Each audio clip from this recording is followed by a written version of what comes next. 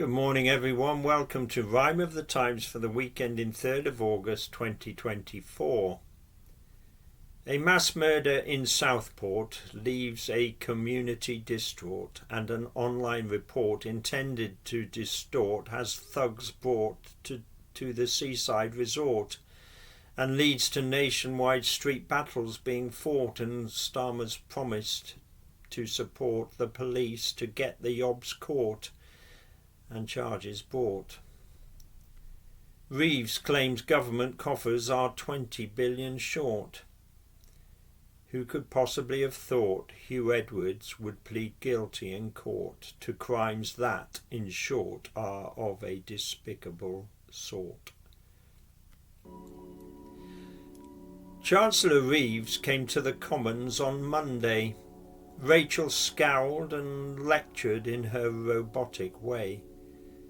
She was reporting on what she had come to know since commencing her job 3 weeks ago. She complained that she had not been told that the country's finances were out of control, leaving her with a £22 billion black hole. But Jeremy Hunt said Reeves was having the pitch rolled.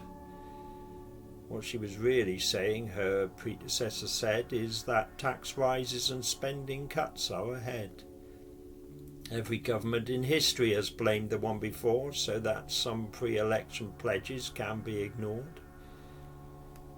While Hunt and Reeves were giving each other a scolding, tragedy in a northwest town was unfolding. The 29th of July 2024 will be imprinted on Southport forevermore. The day that kids' laughter turned into silent starkness. A 17-year-old turning sunshine into darkness. He entered a fun-filled children's dance school and transformed it into something truly awful. With blade in hand, 3 small girls were killed. The blood of at least 8 others was spilled. Axel Rudabugana's head with evil had been filled. Some unfathomable objective had been fulfilled. Soon on social media, a version for the ignorant. The killer was a Muslim illegal immigrant. As it turned out, not one part of that was true. But the far right decided they knew what they knew. So that night their anger in Southport was spewed. Across the land they came with bricks and their point of view. Would they have been so aggressive and hard if they knew the knifeman was an ex-choir boy from Cardiff? The answer is this was probably bound to happen. The patience of the hard right for some time was close to snapping. By the end of the week there was nationwide contagion. In at least 20 towns and cities people were raging. The extreme right wing may have started it, but by the weekend others wanted to have a bit. The police were the unfortunate piggies in the middle, and as Britain burned, the politicians fiddled. Starmer blamed the far right, and he wasn't far wrong.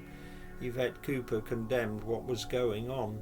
The Home Secretary and PM announced hasty measures to assist police in relieving the pressure. Meanwhile, Nigel Farage made political hay. For him this was an inevitable day. It's what happens if we don't reform the UK, stop mass immigration, and this will all go away. To be fair, Nige said it ain't right to riot. He just tried to give reasons behind the disquiet. So Russia arrests perceived enemies of their state to use as pawns with which to negotiate, and the charges brought against these adversaries are a trumped up bunch of lies. Quelle surprise. Putin's more scared than any Russian leader before. That is why on Thursday the whole world saw a prisoner swap to cause many to drop a dropped jaw. The biggest such exchange since the Soviet Cold War. Not a sign that the new Cold War will thaw, but a sign that in Russia Putin is the law. He's the one who spins the Russian roulette wheel on which many an innocent's fate is sealed. Biden bargained for the US and had to concede. Big concessions were given to get the deal agreed. 8 Russian spies and criminals from Western jails freed, including an assassin. A high price indeed. Putin welcomed hitman Krasikov off the plane, doubtless to be sent on killing missions again. Going west, there were 16 on the list. Most recognisable was Evan Gershkovich. Gershkovich, the journalist for the Wall Street Journal, had had an ordeal, but his hope still sprang eternal. Like Russian dissident Vladimir Kara-Murza, he still believes that Russia has a future, and that its people will one day be set free from Putin's paranoid dystopian tyranny. The Manchester airport vid that caused such outrage when a copper in a rage, from what could be gauged, kicked and then stamped on somebody's head while he lay on the floor as if he were dead, had a prequel this week circulated showing why the officer had got so agitated. Just before the kicking and stamping had kicked off, the police appeared to have 2 Asian men ticked off. This appeared to touch a sensitive nerve, and they set upon the policeman with violence and verve, and from this newly released footage observed, many feel the guy may have got what he deserved. From reading the news, he is now making the news, as Huw Edwards has clearly got major issues. How would he have presented his own story? BBC's national treasure falling from glory. On Wednesday he pled guilty to making pedo pics, leaving decent folk feeling shocked and sick. Not quite on the scale of Jimmy Savile, but enough for the Beebs' esteem to unravel.